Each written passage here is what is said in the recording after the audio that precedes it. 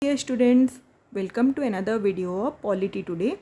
We have discussed the basics of Indian polity in my previous video, and today we will discuss the basics of Indian Constitution in this video. The overview of Indian Constitution. What is the Constitution? What is written here? We will discuss it now. It is the supreme law of India. What is supreme law? Supreme law means highest legal authority, that is above all the authority of India, and it is the highest legal authority enriched with rules and regulations.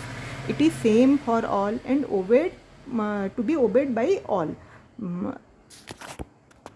It acts as basis of all the rules and regulations. That's why it is called the supreme law of India.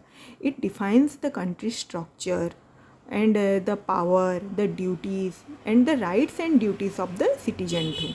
It defines all the things, all the structure of the country. And what is its structure? It is a federal structure with unitary feature. What is unitary? Unitary means the center is strong, the center is powerful, and the states are responsible to the center. But India, the states of India also enjoy some federal features. What is federal feature? That is, they were given some authority too. They were given the authority to make some laws in some areas too. That's why Indian Constitution is has the federal structure with unitary system of government. And there are three parts of government, that is the legislature and executive and judiciary. The separation of power between the legislature and executive and judiciary is written in Indian Constitution. What is legislature? They are the authority to make laws. That is the parliament, the upper house, Lok Sabha and Rajya Sabha. Upper house and lower house, that is Rajya Sabha and Lok Sabha. And they are the lawmakers. And what is the executive? They are the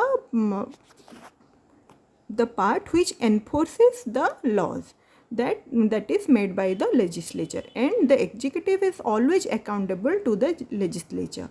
And what is judiciary? It is to safeguard the laws, that the laws are properly obeyed or not, and it is independent of the legislature and executive. So there is independent judiciary system in our constitution, and it is the Supreme Court, High Court, etc.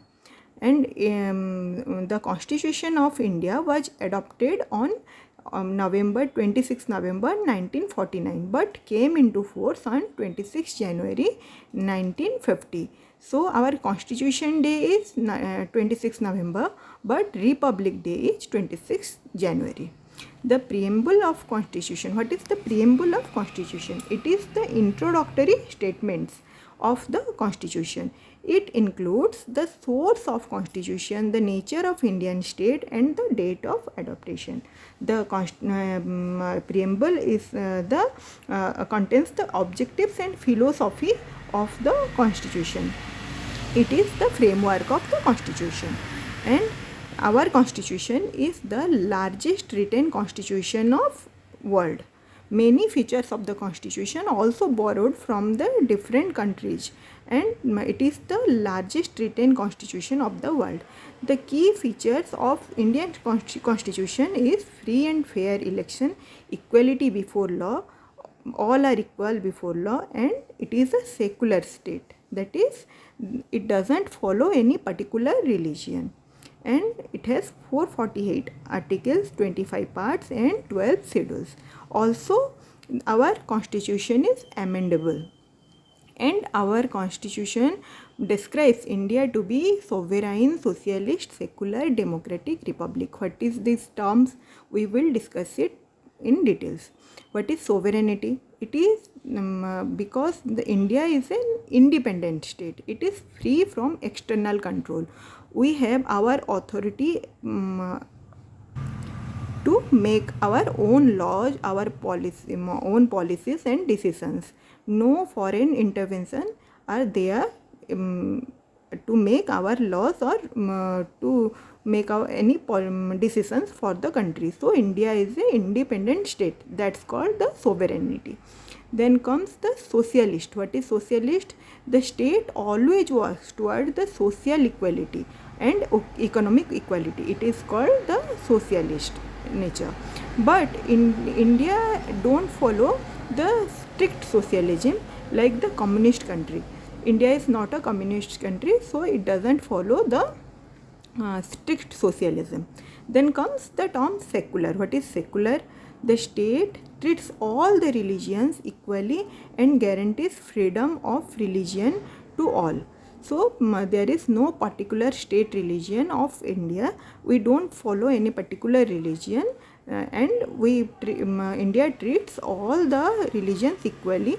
All the rules and regulations are equal for all the religions. That is called the secular nature. Then comes democratic. What is democratic? The government of India is elected by the people, and the government is always accountable to the people. That's why it is called it is the democracy, and the nature of Indian government is democratic in nature. Then comes the republic. The head of the state is a elected person, but not a hereditary monarch. That's why it is called republic. That's for all these features, India is known as sovereign, socialist, secular, democratic, republic. It is all written in the constitution. And this is all about the basics of Indian constitution. We will know in detail the evolution of constitution, how is it it is evolved, how it is written in step by step manner from my next videos. And this is all for today. Thank you.